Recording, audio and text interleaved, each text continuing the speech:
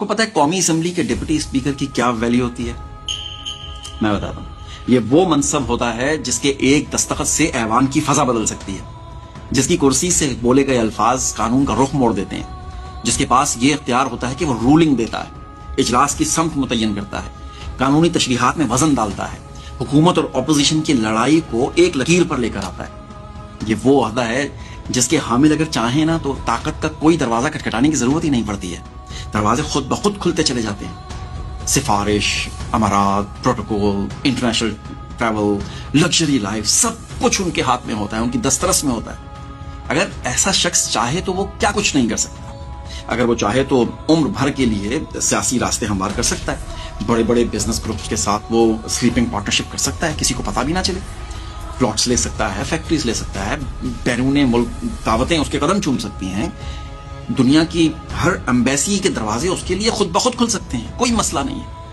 اس کے بچوں کے لیے تعلیم، ویزا، نوکریاں، سب کچھ آسان ہو سکتا ہے. وہ قانون نہیں توڑتا ہے بظاہر، وہ قانون کو موڑنا سیکھ لیتا ہے. وہ رشوت بھی نہیں لیتا ہے بظاہر، بس وہ احسان قبول کر لیتا ہے، تو تحائف تحفے قبول کر لیتا ہے. اور سب سے خطرناک بات پتہ ہے کیا؟ وہ سب کچھ کرنے کے بعد بھی یہ کہہ سکتا ہے کہ میں نے کچھ غلط نہیں کیا ہے. یہ اختیار ہوتا ہے اس کرسی کا، یہ طاقت ہوتی ہے اس منصب کی. اس لیے سوال یہ نہیں ہے کہ وہ کیا کر سکتا تھا، سوال یہ ہے کہ اس نے کیا نہیں کیا. اور یہی وہ لمحہ ہے جہاں پر قاسم سوری صاحب کی کہانی عام سیاست سے الگ ہو جاتی ہے. کیونکہ طاقت کے نا اس پورے جنگل میں انہوں نے وہ راستہ چنا جہاں نہ سہولت تھی، نہ شارٹ کٹ تھا، صرف محنت تھی اور ضمیر تھا. اسی وجہ سے نا میں پورے ادب، وقار اور سچائی کے ساتھ قاسم سوری صاحب کا نام لیتا ہوں، اور میں پورے ضمیر کے ساتھ کہتا ہوں کہ قاسم سوری صاحب آپ کو سلام ہے.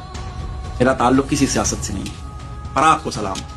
سلام اس فیصلے پر جو آپ نے طاقت کے نشے میں نہیں، اصول کی بنیاد پر کیا.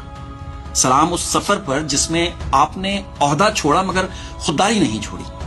سلام اس راستے پر جہاں آپ نے آسان راستے کے بجائے سیدھا راستہ چنا.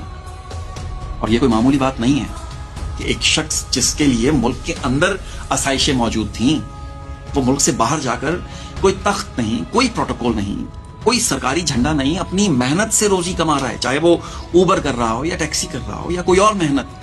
اور یاد رکھیں یہ ذلت نہیں ہے، یہ کردار ہے.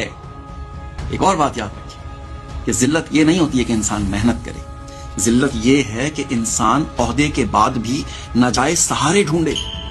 یہاں اصل سبق قاسم سوری صاحب کے موجودہ حالات نہیں ہیں بلکہ ان کی سوچ ہے. اور یہ وہ پیغام ہے جو یہ کہتا ہے